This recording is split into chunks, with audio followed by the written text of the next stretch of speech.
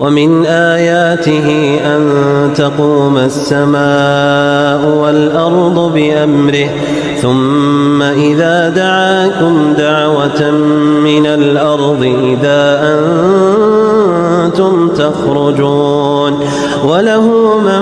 في السماوات والأرض كل له قانتون وهو الذي يبدأ الخلق ثم يعيده وهو أهون عليه